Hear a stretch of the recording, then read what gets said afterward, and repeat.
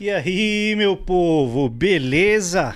Olha a gente aí mais uma vez no podcast 404 Sem Rota. Novidade aí, a gente tá mudando um pouquinho aí as nossas, o nosso logo, o nosso estilo de podcast. Estamos mudando aí, fazendo uma mudança gradativa. Vocês vão perceber aí que a gente está fazendo uma transiçãozinha leve para trazer sempre um conteúdo de qualidade para vocês. Muito bacana, beleza? Obrigado pela presença de todos vocês aqui nesse podcast, nessa terça-feira. A gente aí vai falar hoje de coração aberto, tá? Então, hoje o papo vai ser descendo a lenha. Então, a gente vai aí meio que sem filtro, né? E falar sobre coisas da tecnologia que incomodam a gente. E eu trouxe uma pessoa que trabalha comigo, né, justamente para eu demitir ele depois desse podcast. Então eu quero ver o que ele pensa, quais são os pensamentos dele. E justamente eu vou convidar aqui o Lucas. O Lucas Caetano, ele que tem mais de 12 anos de atuação em tecnologia e trabalhou, já passou por várias empresas, né? Já passou por empresas grandes e conceituadas. Já trabalhou como UX, hoje é lead de front-end no meu time, né? Então a gente tem ali, eu falo meu time porque a gente trabalha junto, né? Então o Luquitas aí tá aí. Seja bem-vindo, Lucas. E aí, João? Tá nervoso, aqui, cara? tô nervoso pra caramba, bicho. Eu nunca participei de uma parada dessa daqui, porra. Tá nervoso, fica nervoso não, cara. Pensa que quando você foi contratado, eu não fiz a entrevista com você, né? Não, eu A fiz entrevista direto técnica. com o atual CTO do nosso cliente, né? Então você passou bem. Então você foi bem, cara. Eu vou falar pra você, se você passou ali naquele crivo ali, cara, por aquela peneira, você chegou na seleção, então. E no dia da entrevista mesmo, na sala lá da entrevista, eu participei junto com um cara que tava apoiando o processo, né? Foi um negócio bem conturbado, assim, tipo, com perguntas extremamente difíceis, mas deu pra passar de boas, foi tranquilo. Passou de boas, levou alguns tiros, mas sobreviveu, né? Com certeza. Ah, com sempre certeza. tem, cara, boa experiência essa aí. E, cara, assim, conta um pouco aí do que é o Lucas. Ó, o Lucas, ele é lead front-end, muita experiência em UX, muita experiência aí em várias tecnologias de front. Hoje trabalha a gente com Angular. Sim. Conta um pouco aí, cara, da sua experiência e o que você fez, da onde você vem, para onde você vai, o que você quer ser daqui a 5 anos. Bom, vamos lá. Eu comecei fazendo Senai, né, de elétrica, achando que aquilo era pra mim. Só que depois que eu consegui um emprego lá como aprendiz, tomei uns pipocos nos fios lá. Fiquei com medo. Apaguei a empresa inteira. Trabalhei na Espiral Calunga, né? Na época. Era bem antiga a empresa. Acho que ela ainda existe ainda hoje, fazendo a parte de celulose, papel e tudo mais. E aí de lá eu decidi seguir outro rumo, né? Porque eu tinha passado em provas, então tava de forma gratuita fazendo os cursos do Senai e tal. Acabei desistindo. E eu fui pro Senac, né? Estudar com a parte de web, a parte de animação em ActionScript, com Flash, né? E daí eu consegui um emprego na época, que era dentro de uma faculdade, trabalhar com educação à distância. Então eu fazia animação, fazia conteúdo para educação à distância de fato, né? A gente passava por uma seleção dos professores para poder fazer a avaliação de como estava o conteúdo, e a gente repassava para todas as classes e tal. Daí eu fui evoluindo um pouquinho, comecei a trabalhar com HTML e CSS, desenvolvendo tipo aquelas web pages bem antigas, 1990, né? Daí pra frente comecei a evoluir, comecei a estudar JavaScript. Aí que eu consegui realmente um trabalho assim para trabalhar com web. E aí eu passei por algumas empresas aí que me deram suporte, pessoas assim sensacionais aí que me deram uma direção. Na época que eu era um cara extremamente júnior, né? O júnior do júnior.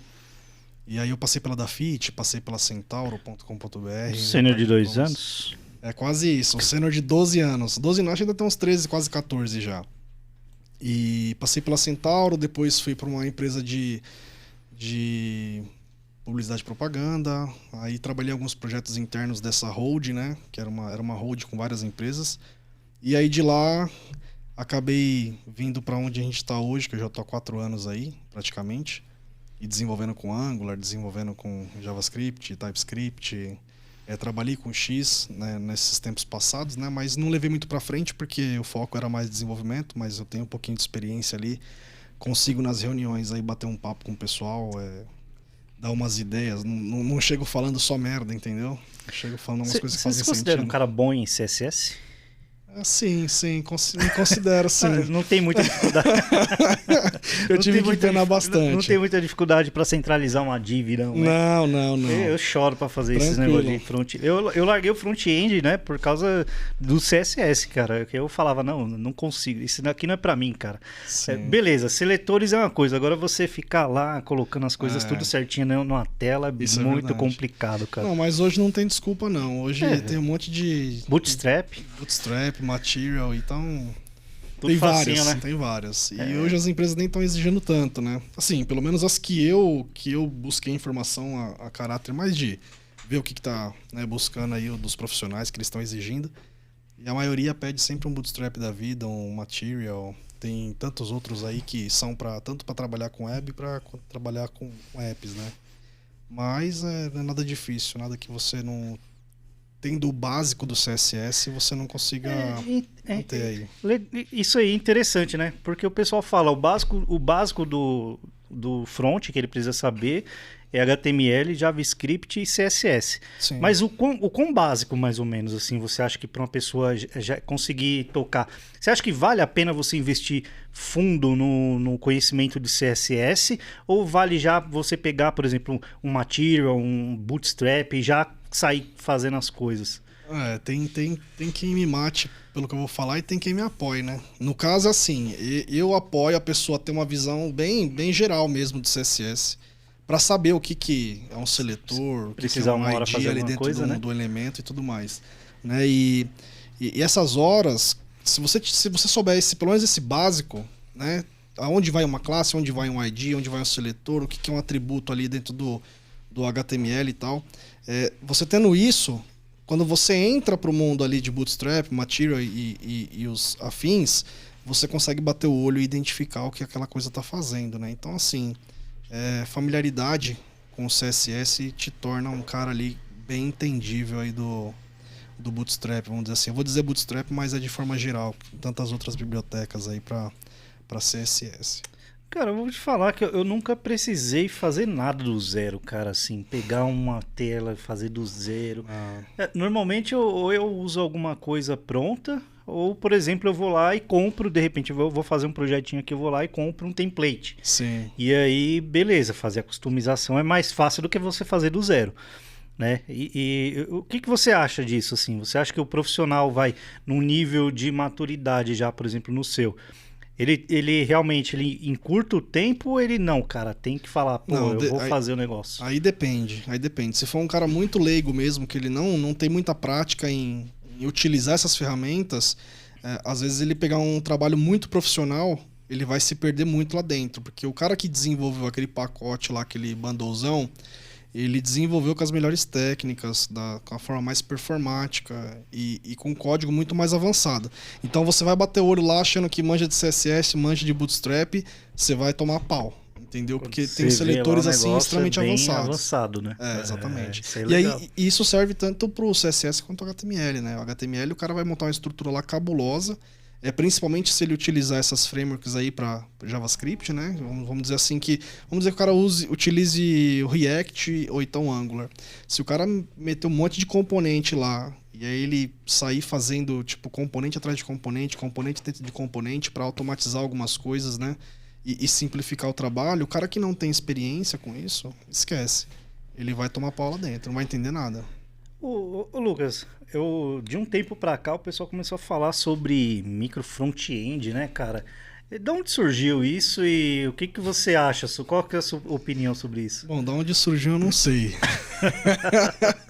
Não, mas é um conceito muito bom aí pra gente poder separar, né, as aplicações, dividir responsabilidade de aplicações também e você conseguir ter essa diversidade de onde essas aplicações vão estar. Você pode ter projetos totalmente separados, mas que compartilham o mesmo núcleo lá, o mesmo projeto que vai orquestrar tudo, né? E isso simplifica bastante quando você tem módulos que são muito específicos ou são produtos específicos dentro de uma empresa e você precisa separar esses serviços, né? Um exemplo é o que a gente trabalha hoje na empresa que a gente trabalha, a gente separa dessa forma por quê? Porque cada módulo é um produto muito específico, que tem uma responsabilidade muito específica e eles estão divididos em times muito específicos. E esses times, eles não necessariamente são times dentro da empresa, né? Que é a owner ali do projeto. Ela pode estar dentro de uma consultoria, pode estar dentro de outra consultoria, pode estar na mão do desenvolvedor que seja autônomo ali e está fazendo uma parte do projeto, ele vai subir alguma coisa. Então, você consegue separar muito bem as responsabilidades de cada projeto, cada produto, cada módulo. Eu acho que essa é a principal vantagem do micro front-end, é você performar, né, melhor em relação à entrega dos projetos para o projeto principal, ele conseguir rodar tudo sem ter que estar nada amarrado ao orquestrador ali, que é o cara que só administra quais projetos vão ser apresentados, quais vão ser disponibilizados e enfim. Eu não sei, cara. Eu cheguei a até propor. Eu cheguei até a propor essa ideia aí lá atrás, né? Dos micro front-ends e os caras abraçou, cara. E eu não sabia. Eu só tinha no hype. Eu só sabia que estava acontecendo esse movimento. Eu falei, vamos estudar isso aqui? Vamos ver. Mas é isso mesmo. Os caras acreditaram na palavra. É uma coisa que pode ser um tiro no pé também, né? Se você... É claro, talvez você tenha sido sorte aí, chupou o dedo, levantou pro vento, assoprou para um lado, vamos nessa direção. Mas pode ser um tiro no pé também, porque depois para você desfazer essa estrutura, quem não tem experiência, ou então quem não tenha vivido essa experiência de ter que, né, fazer aquele reverso do TikTok lá de trás para frente, é bem difícil de você retomar o projeto. Então tem que ser bem pensado e o projeto tem que ter a necessidade mesmo de ser desenvolvido dessa forma. Cara, eu vou falar que eu até tive sorte até hoje, né, das escolhas. Porque eu falei do front, né, falei, não, vamos fazer em Angular, vamos fazer em micro front-end e o bagulho deu certo. Sim. Aí eu falei, eu fui o primeiro programador Java na equipe de desenvolvimento e com tudo contra os times, o pessoal, e a gente conseguiu colocar o Java ali no back-end, né, cara? Isso é louco, mano.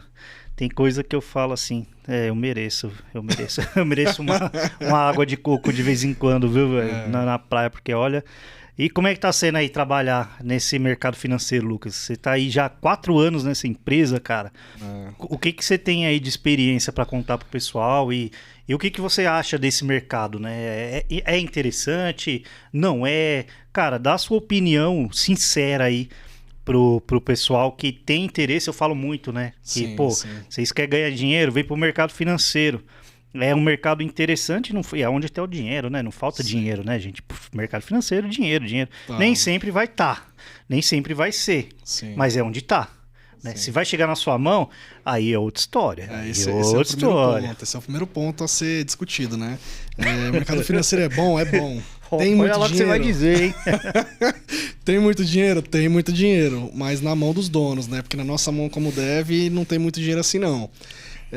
E aí, tipo, haja horas extras, né, para poder cobrir aí o nosso gasto mensal aí, talvez como a gente vive, né? Quem tem filho sabe aí, quem tem uma família para manter sabe. Então não pode achar que vai entrar no mercado financeiro e vai ficar rico, não, porque só vai ficar rico se você abrir uma fintech aí, você for o dono ou se você vender curso prometendo que em 6 meses você vai ganhar muito, 10 mil reais, 15 mil reais. Você já pensou em fazer curso de front-end? Já Vamos fazer um curso? Já pensei. Em 3 meses a gente coloca o pessoal no mercado?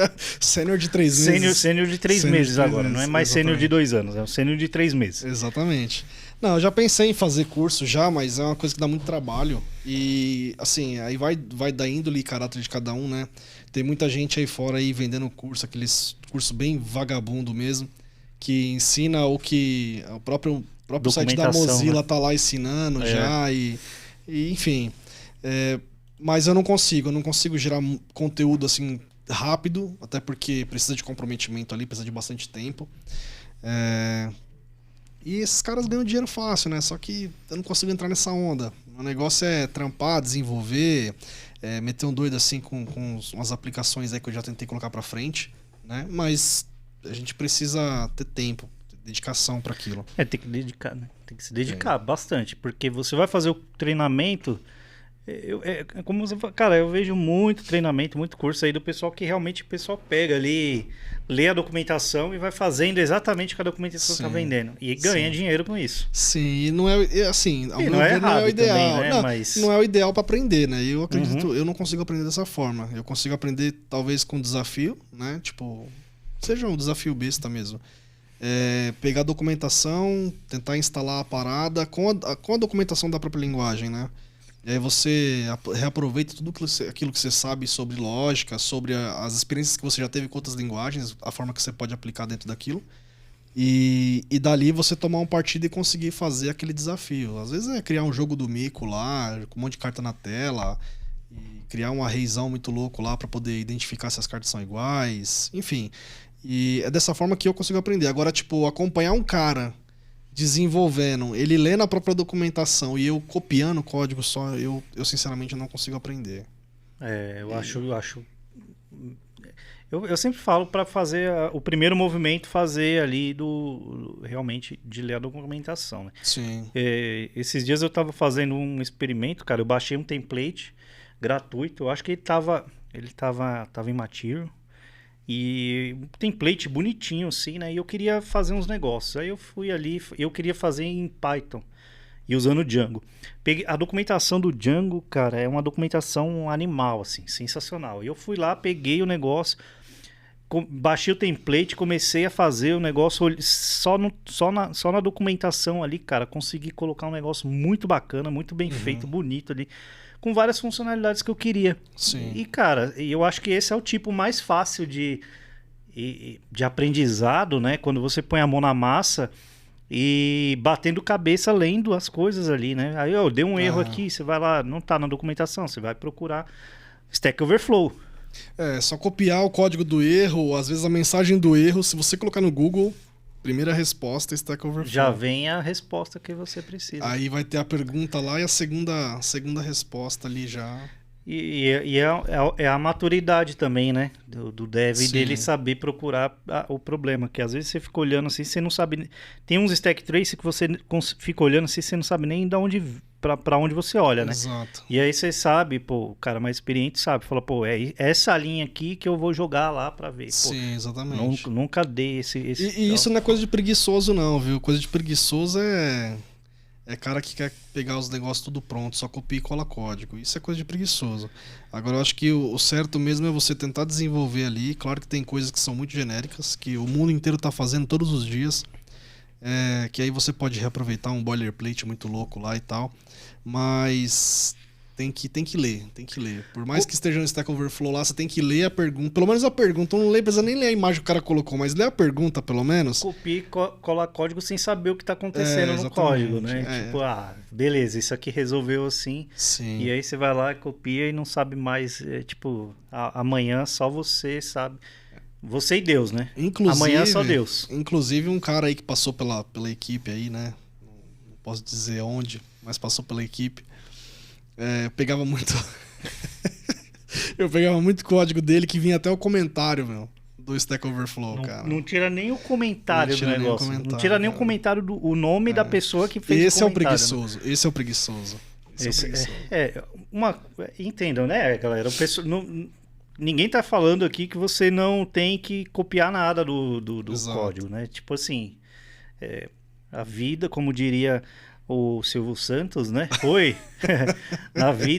Na natureza nada se cria, tudo se copia. Né? E você, cara, a gente, né, como desenvolvedor, sai procurando em sites aí as respostas dos problemas. Sim. Mas pelo menos eu tento entender o que está acontecendo ali naquele código, porque se você de repente pega um pedaço de código muito complexo, você não entende, cara, qualquer problema que der ali, você fica vendido e aí você vai ficar procurando issues dentro de issues até o fim do planeta, né? Então, cara, realmente, não seja um dev preguiçoso. E aí, falando em dev preguiçoso, a gente tem o contrário, né? Que são os devs bem afoitos, né? Que são aqueles devs que querem ter muitos empregos. Cara, É o cara que dá conta de tudo. é o cara que acha que dá conta de tudo, né?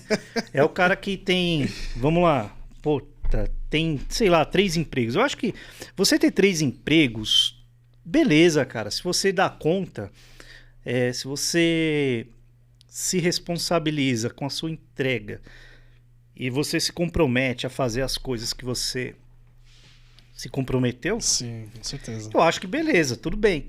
Agora, quando você se compromete com outro e fica jogando com os dois, não aparece em daily. Quando pede ajuda, ninguém aparece. Quando você procura a pessoa, nunca tá online. É. Foda. Ao contrário do dev preguiçoso, é o dev afoito, né? Aquele que quer ter muito emprego e não entrega nada. É o dev safado. É o né? dev Tem o dev safado. Porque esse é o cara que é assim, ele vê que um dos trampos tá aquela marolinha de boas, tá tranquilo, ninguém cobra nada. Aí ele já começa a analisar como é que são as pessoas, né? E aí ele fala, pô, tá sobrando tempo pra caramba. Agora eu vou pegar outro trampo. Aí o que ele faz? Em vez dele pegar um trampo que seja muito exigente, o que ele faz? Ele pega um trampo de pleno, trampo de júnior. Por quê? Porque exige pouco, paga bem, E aí o dependendo cara... do lugar, né?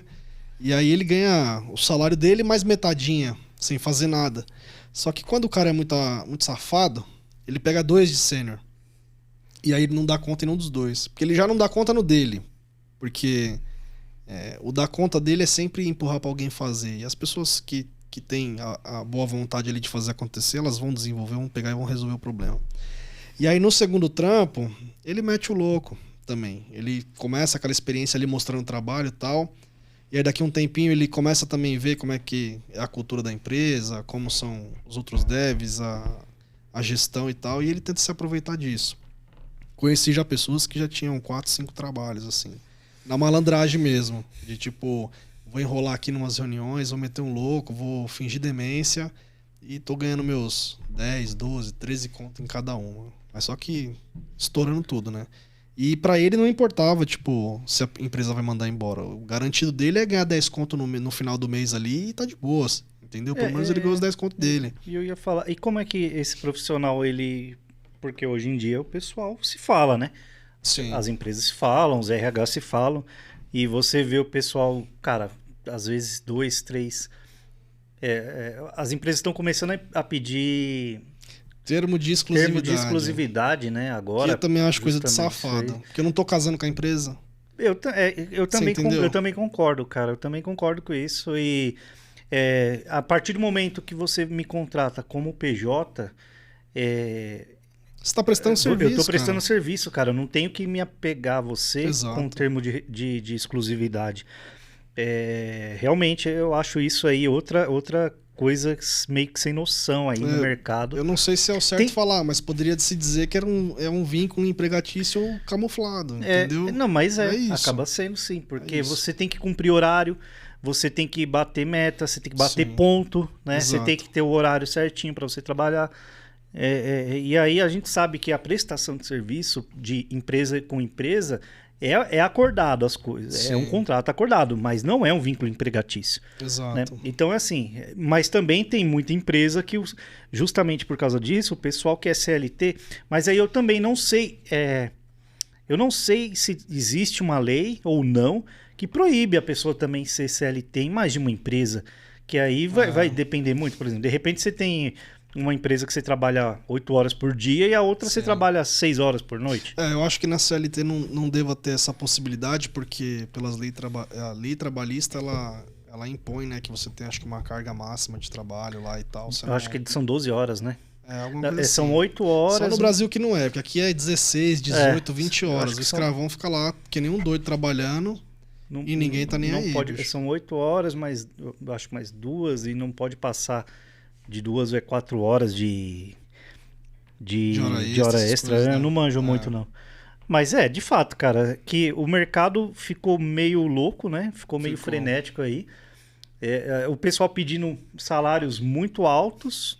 E é assim, pessoal, a gente não está criticando a nossa profissão. A gente está falando sobre pessoas que põem a profissão e que fodem o nosso rolê. Certo? que faz a gente perder a credibilidade, acha que o pessoal começa a achar que todo mundo vai fazer igual, né? Que todo mundo falta essa responsabilidade, porque como o mercado tá muito bom, a pessoa hoje não tem comprometimento, né, cara? Então, tipo assim, eu vou pegar aqui, se quer não tirar der... vantagem. O brasileiro é o Gerson, quer tirar vantagem de tudo. Cara, e aí, tipo assim, eu vou tirar vantagem aqui. Vou arrumar 3 trampos. Cara, se os caras me mandar embora, o primeiro que me mandar embora, eu vou ter 2 ainda, eu arrumo mais 1. 3, fico com 3, sempre com 3. E você fica sempre rodando. O mercado frenético, o mercado precisa, e aí acaba, cara, que as empresas vão percebendo, porque você deixa de entregar. Sim. A pessoa não participa das reuniões, a pessoa nunca está presente quando precisa. E isso vai gerando um desgaste da imagem do desenvolvedor.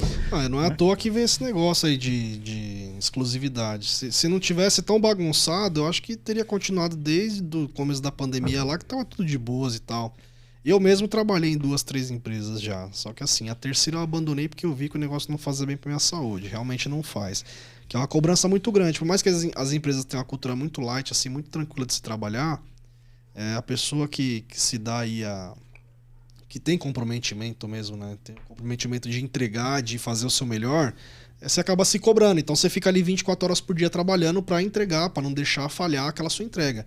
Então eu abandonei a terceira, fiquei em 2 por um bom tempo, só que ainda assim vem aquela cobrança, você precisa fazer entregas e tal. Eu estava em 2 empresas que tinham projetos muito grandes, né? E então as entregas eram, tipo, tinha que ser com muita qualidade, tinha que ser com um tempo muito, né, respeitoso ali, tipo, para não atrasar os projetos e tal. E aí eu parei, agora tô respirando, tenho família para cuidar também, não posso também só pensar em mim ali e também não ficar pensando só no bolso, porque depois de uma certa idade você entende que o negócio não é só dinheiro, né? Tipo, é saúde também, é família e tudo mais. Eu apoio essa parada de ter 2 empregos aí, apoio mesmo. Não ligo se tem alguém na minha equipe dessa forma, só que fico muito puto quando começa a entrar nesse tipo de coisa, nessa malandragem. Porque aí você precisa da equipe e ninguém tá disponível.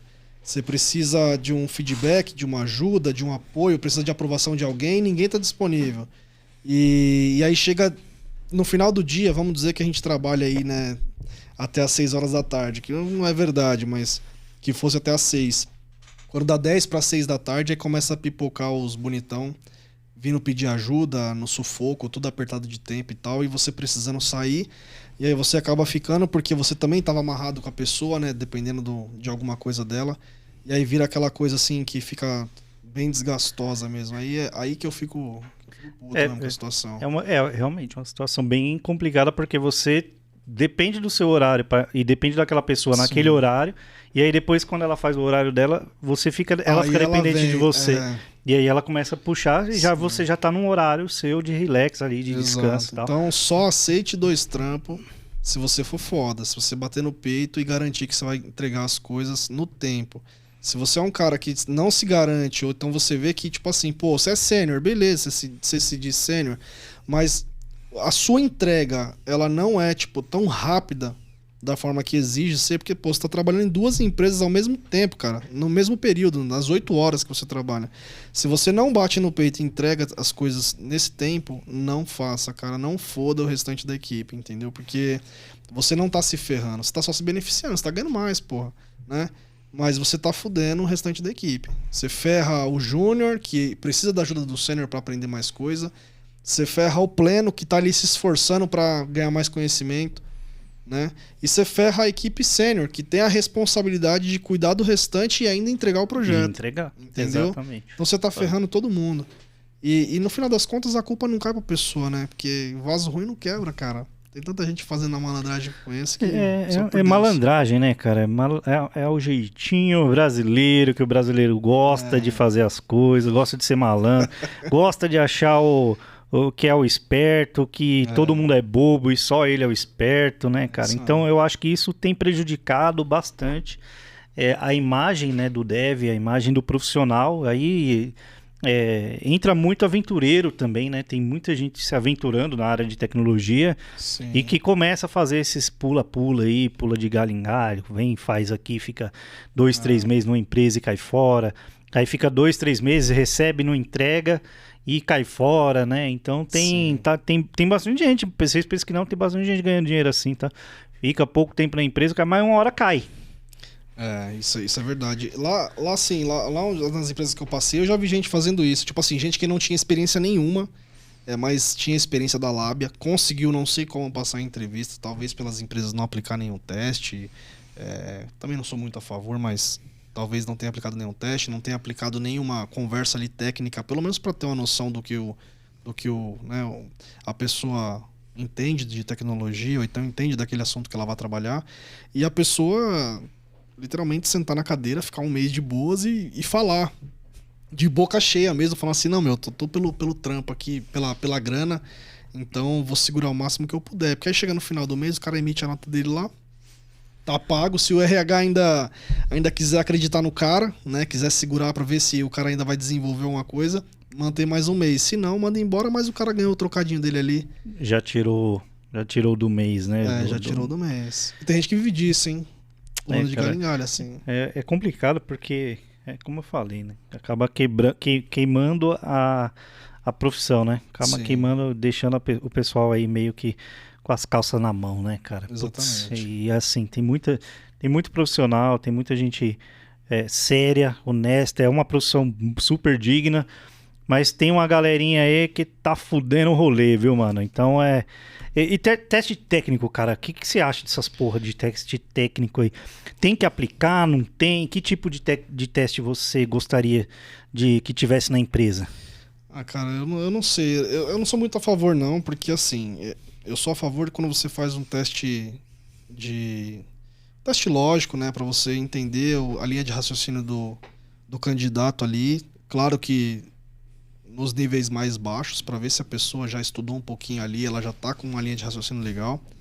Mas quando a gente tá falando do pessoal tipo mais sênior, pessoal especialista, esse tipo de coisa, a empresa, quando ela vem com papinho para mim que vai passar teste sobre a linguagem, sobre isso e aquilo, cara, eu já cheguei a declinar de vaga por conta disso, porque eu achei muita tiração. Você fazer uma etapa, 2 etapas, aí passa no psicólogo, passa no cara que é da área, passa no cara que é DRH, e no final ainda tem mais um teste lógico, tem mais um teste prático, e porra, às vezes pra ganhar a mesma coisa que eu ganho na empresa que eu tô. Você entendeu? E a empresa nem é tudo aquilo, bicho.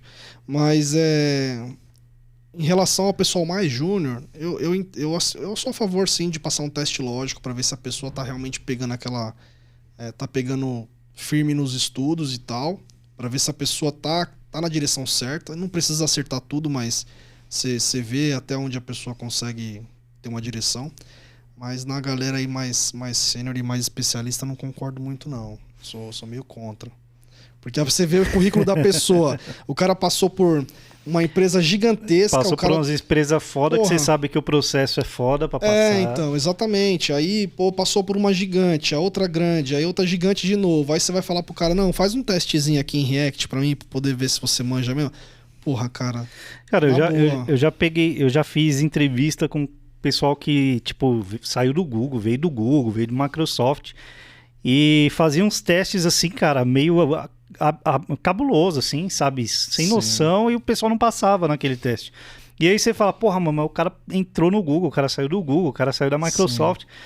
Por que eu vou ter que aplicar um teste? Beleza, cara, eu acho que é necessário, faz parte da política também da empresa, mas tem que rever. Porque eu, por exemplo, quando eu vejo alguma porcaria de um teste para fazer, principalmente em empresa grande, né? Sim. Empresa grande, essas empresas assim, eu tenho que fazer um teste aqui. Você precisa de um dia inteiro pra... nem porra. Velho, pô, eu não paro nem pra fazer vestibular, cara. Pô, não presto concurso pra não ficar muito tempo fazendo uma prova. Você vai me colocar lá numa prova de 5 horas pra fazer, cara? Sim. Eu já fiz uma prova, cara, ridícula. A prova mais ridícula que eu já fiz na minha vida. Foi fazer eu cheguei lá pra fazer a folha, os caras falaram, vem aqui e tal, era multinacional, tal, empresa grande. Você precisa pelo menos umas 4 horas aqui, tá? Pra fazer o teste. Você tem disponibilidade? Falei, vou perder o dia. E eu tinha que ir ainda lá em Alphaville, né, cara? Que já fode só de ir pra aquele Alphaville lá. Você chega lá, cara, os caras te dão, na época, né? Me deram, assim, tipo uma caderneta, cara. Parecia o carnê do meu carro, velho. Uma bíblia desse tamanho assim, ó, de folha para você responder algoritmo na mão e aquelas provas de certificação, prova chata pra caramba para você debugar o negócio na mão ali, dar resultado de algoritmo. Cara, e fora um monte de pergunta de banco de dados, fazer query com join na mão, fazer tela, você tinha que fazer tela e mostrar quais componentes você estava criando, tudo isso na mão, cara. Eu fiz. E eu escrevi, né? Eu escrevi na prova, eu acabei fazendo a prova, eu falei que eu dei uma sugestão que aquele tipo de prova era ridícula, que só ia espantar as pessoas e dificilmente eles iam contratar um dev bom realmente para fazer uma prova daquela.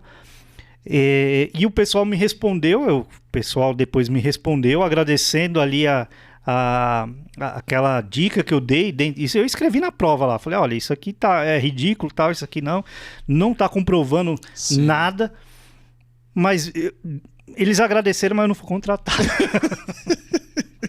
Eu não fui contratado, né? Então, não passei na prova deles lá, mas eu fiz. Gastei minhas 4 horinhas ali e nunca mais na minha vida eu faço um negócio desse, cara. Eu acho que se você não consegue... Você precisa extrair, né? Da pessoa ali, vai 1 hora, uma conversa, se você sentir o que não dá, fala, pô, me enrolou muito, cara, pede pra fazer uma prova, um teste. Sim. Fala, cara, faz um testezinho aqui, sei lá. É muito complicado, cara, esse negócio de teste, cara. Eu sei lá, velho. Eu acho que precisa ter, porque tem muito gogó de ouro. Tem. Né? Tem muito gogó. Tem cara que fala. E aí não sai nada. Aí joga o computador na frente, o cara não sabe nem startar o projeto. Cara, tipo o João, assim. Não, mas eu tive uma experiência legal numa empresa. Não lembro nem se foi você que me indicou e tal, mas eu não passei, tá? Mas a forma com que o cara fez o teste, eu acho que aí é uma coisa que eu já apoiaria. Que é assim, o cara pegou um canetão, me deu um canetão e tinha uma lousa branca na frente. Aí ele falou assim, pô, vamos programar. Aí eu falei, pô, vamos programar o quê? Aí ele me deu um problema lá, ele falou assim, cara, me ajuda a resolver esse problema aqui. E aí eu fazia um pedaço e o cara sugeria mais um pedaço de código. Entendeu? Então a gente ia desenvolvendo junto ali. Fazia um pair programming ali. Né? Exatamente. E não é o cara me tirando onda. Você sabe fazer isso? O que você faz aqui? E aí o cara te deixa nervoso. É o cara chegar mesmo ali, trocar ideia com você. Pô, o que a gente faz aqui? A gente vai meter um for each aqui pra poder varrer isso aqui. Vai meter um map pra poder girar um novo array. Vai fazer isso e tal. E aí você vai trocando ideia. E aí o cara tem até o feeling. Se você tem o perfil mesmo ali de trampar na equipe. Né? Porque às vezes você é um puta de um programador. Só que a equipe é de nerd verde, tá ligado? Aquela galera que, mano, tem até antena se bobear. É isso. Mas é isso, é real. E aí você vai trocando ideia com o cara, se o cara vê que, pô, o cara é ruim, o cara não manja muito, mas, pô, o cara ali na trocação de ideia, na sugestão, no modo de pensar, no modo de avaliar um problema e tal, pô, o cara é promissor, entendeu? O cara tem futuro. Então, às vezes, ele entra naquela equipe ali que deu match, o cara vai pra frente, o cara evolui, tipo, tudo que ele não evoluiu em 3, 4 anos de experiência numa empresa que ele tava antes, a partir daquele momento que ele ficou 1 aninho ali, 6 meses, o cara, tipo, deu match com a equipe e conseguiu evoluir pra caralho, entendeu? Evoluiu, aí o cara dá um próximo passo, o cara até sai de lá. Ou então o cara vira um líder lá dentro, sobe de cargo, entendeu? Eu acho que isso é legal. Agora, você aplicar teste pra você confrontar a pessoa, eu acho que já não é legal, cara. Porque todo mundo tem uma história ali de tecnologia, todo mundo tem uma história de aprendizado e tudo mais, entendeu? Tem dois jeitos de aplicar, né? Tem o teste que você aplica e você deixa a pessoa confortável e ela...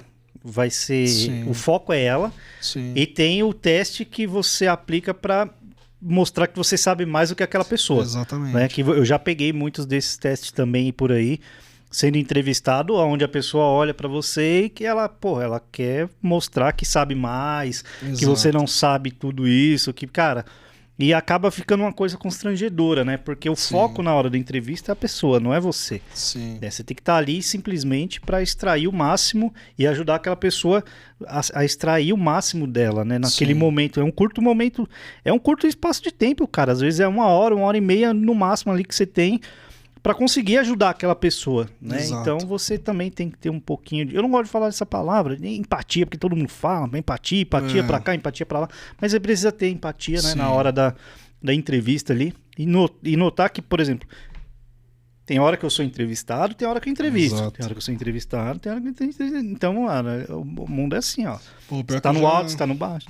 Eu já fiz entrevista assim, cara, e tipo assim, já tinha 10 anos de experiência aí quase.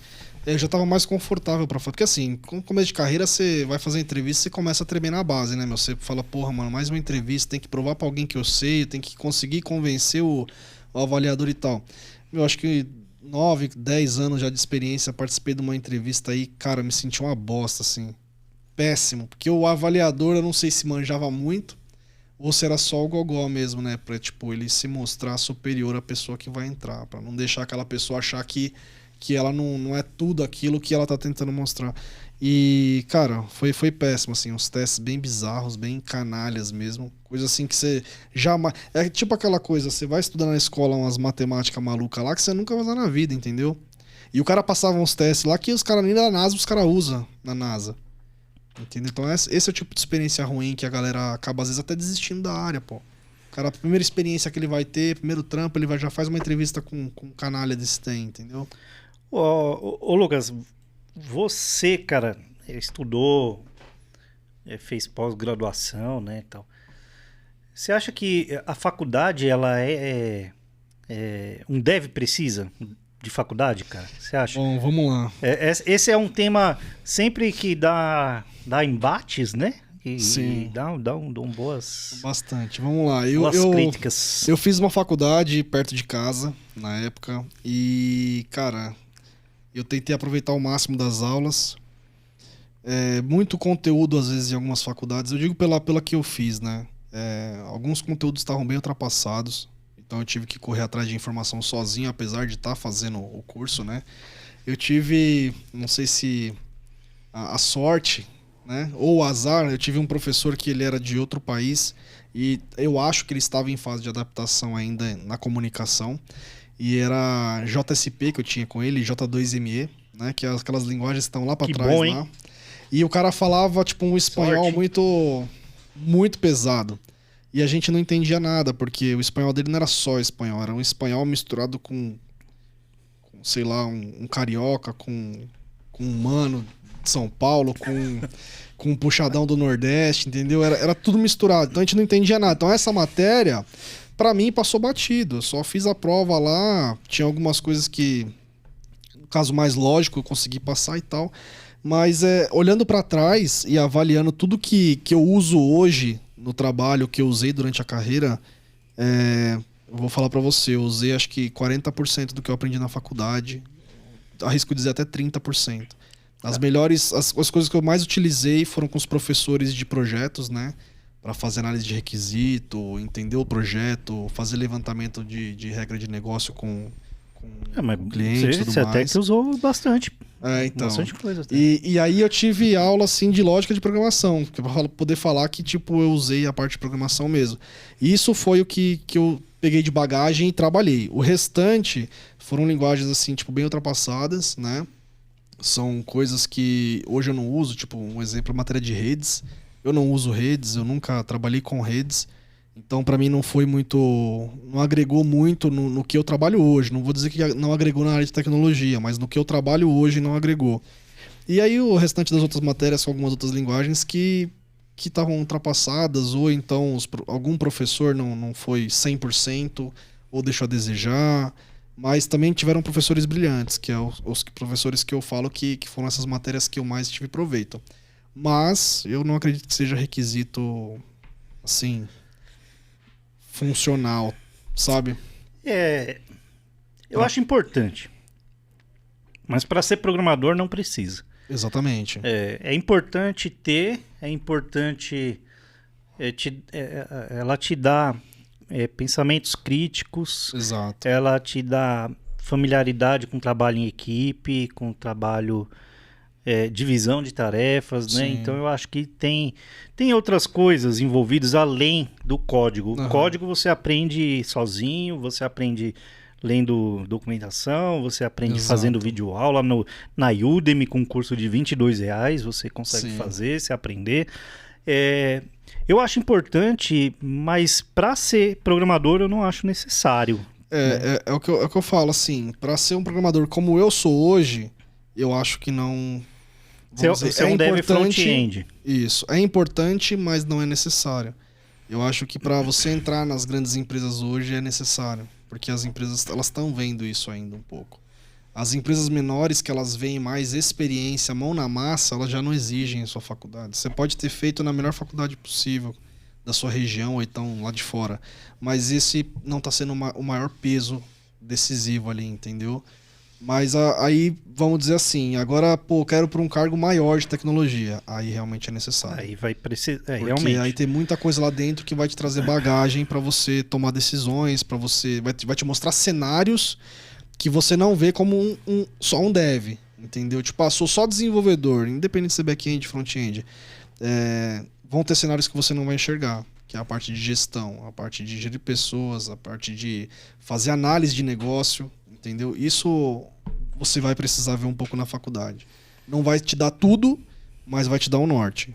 Vai te preparar para o que você vai ver no mercado de trabalho ainda. Eu acho que o mercado ainda exige, né? Muitas empresas. Eu vi um rapaz reclamando esses dias no LinkedIn que ele tinha experiência, já tinha feito vários projetos e tal, mas ele não tinha graduação e a empresa não contratou ele por causa da graduação.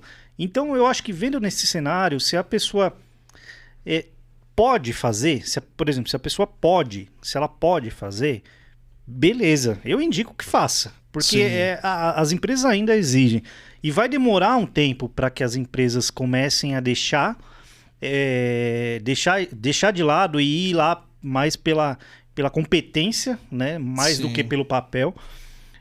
Mas não impede que as pessoas atuem na área de tecnologia. Isso que é legal. Exato. Então, ter ou não a graduação não impede de você atuar diferente de outras profissões.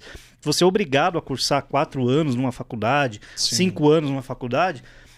A área de TI ela não exige isso, né? As empresas elas querem, é bom ter, mas você não precisa ter para ser profissional de tecnologia, para trabalhar com atuação.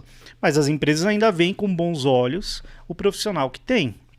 Muitas vezes numa balança vai pesar um pouco mais na decisão da empresa, aquela pessoa até pensando realmente numa escalada, né, numa linha aí de crescimento dentro da empresa. Sempre a pessoa que está, eu não diria mais preparada, mas com mais tempo de estudo aqui, você entra lá, tem graduação, pós-graduação, mestrado, doutorado, essa pessoa ela vai pesar na balança. Porque nessa visão você entende que essa pessoa que fez a graduação, ela buscou mais conhecimento, né? Ela fez pós, então ela foi atrás de mais conhecimento. Ela fez mestrado, foi atrás de mais conhecimento. Então é uma pessoa que está buscando sempre evolução, entendeu? Exatamente, sempre evolução. Pode ser que o desenvolvedor... pode ser que o desenvolvedor, ele que não tenha feito faculdade, ele seja um cara high level. Mas esses outros cursos, esses extra graduação, né, quando você faz a pós, faz MBA aí, você entende que o cara tá tendo experiências com pontos diferentes dentro da tecnologia. Então ele tem mais a agregar, entendeu? Por mais que ele não seja o melhor programador, mas ele vai ter várias outras experiências dentro da área. E aí isso pode agregar, às vezes, mais num projeto do que o cara que é só desenvolvedor, entendeu? Pô, ô Lucas, cara, o papo tá sensacional, tá bom mesmo aqui, dá pra gente ficar mais horas, mas como hoje é feriado, a gente vai fazer um pouquinho mais curto, né, pro pessoal ouvir esse podcast aqui na hora que ela estiver ou andando ou fazendo a caminhada, então um pouquinho mais curto aí do que o normal. Mas, cara, muito obrigado aí pela sua presença aqui no podcast. Deixa suas redes sociais, fala só como é que o pessoal te encontra aí, cara. Só por Deus, eu não vou lembrar aqui agora não. LinkedIn, deixa eu ver aqui, cara. Você vê que o cara é roots, o cara não preparado, o cara não é apegado em rede social, cara. Isso que é foda, hein? Eu não acho nem meus links aqui no celular aqui, porra. Ele tá aqui, ó. Deixa eu pegar aqui. Lucas Caetano no LinkedIn, mas acho que é lucas.caetano. tá Lucas Caetano mesmo. Front-end lead na Elo. Isso. Na Elo consultoria. Exato.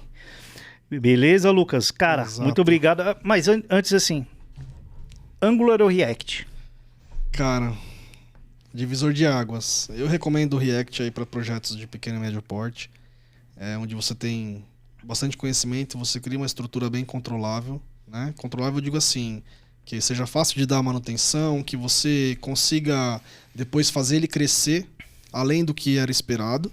E o Angular para projetos que você tenha a noção de que ele vai ser um negócio parrudo, que ele precisa desde o início já começar a obedecer uma estrutura, uma regra, para que ele possa crescer e crescer sem você ter grandes problemas nesse crescimento exponencial. Eu acho que ele é mais, talvez, limitado do que o React, mas ele te limita de uma forma a não deixar você cometer tantos erros. Então, porque eu trabalho com Angular, eu vou defender o Angular aqui hoje. Foi isso que eu falei, ó. Presta atenção, hein? Quem tá pagando a continha aí, colocando pão na mesa, é o Angular, hein? Exato. Então, assim, para pequenos e médios projetos, você indicaria o React. Para projetos grandes corporativos, o Angular funciona muito bem, visto na sua experiência que você tem hoje aí no mercado financeiro. E micro front-end só se o projeto realmente precisar e se você tiver experiência com esse tipo de processo, porque é uma coisa assim que muda um pouquinho o paradigma de você criar os projetos, muda também a forma como você vai fazer os deploys dos projetos, apesar de se você pegar unitariamente, um a um, é praticamente a mesma coisa, né? Mas se você ver num escopo maior, uma visão mais distante, ele é um pouquinho diferente e tem que ter alguém experiente, sempre lendo documentação dessas frameworks de micro front-end, ou se você for fazer ele realmente na unha, para não errar, e se for errar, que seja reversível logo no começo, para não deixar a cagada acontecer lá na frente, porque aí depois para voltar atrás é bem ruim. Show de bola, meus amigos. Muito obrigado, Lucas Caetano. Esse foi o Lucas Caetano batendo um papo aqui, ó, sem filtro. Eu convidei ele topou bater esse papo aqui. Ele falou, cara, mas eu sou meio linguarudo. Eu falei, cara, não tem problema. Seja o mais natural possível, não se preocupe, porque depois a gente dá um jeito de colocar uma tarja preta na boca onde aparecer. Colocar os pipipi colocar lá na os frente. pi aí se aparecer. Né, YouTube? Passa despercebido aí. Você, muito obrigado aí pela sua audiência mais uma vez aqui no podcast. Deixa seu like se você curtiu esse episódio. Se você não tá inscrito ainda no canal, pô, vai lá, se inscreve, manda nos grupos, ajuda a gente, porque fortalece pra caramba o nosso rolê. A gente tá vindo, a gente tava colocando um produto em produção. A gente estava até agora no War Room e a gente parou para vir bater esse papo aqui e falar com vocês nesse podcast. Então é assim, ajudem a gente, porque a gente trabalha de feriado, a gente trabalha de sábado e domingo, de vez em quando precisa. A gente não tem tempo ruim. Precisou da gente, a gente levanta a mão e está disponível, porque nós somos devs e gostamos do que fazemos. Não deixamos a nossa vida profissional também atrapalhar a nossa vida pessoal, tem que ter um equilíbrio dos dois, mas precisou, contem com a gente que a gente tá aí a qualquer hora e a qualquer momento, quase sempre quando eu não desligo o celular. Quando eu não desligo o celular e desligo tudo e realmente eu me desligo do mundo. Beleza? Então aproveita aí, gente, se inscreve no canal, deixa aquele like maroto para ajudar o Joãozinho aqui continuar fazendo esse podcast semanal de terça-feira aqui. Beleza? Um abraço para vocês, até a semana que vem com mais um convidado, mais um bate-papo e a gente se encerra e se vê na semana que vem. Beleza, meu povo? É isso aí, fechou. Abraço, valeu, Luquita, até mais, meu parça. Valeu.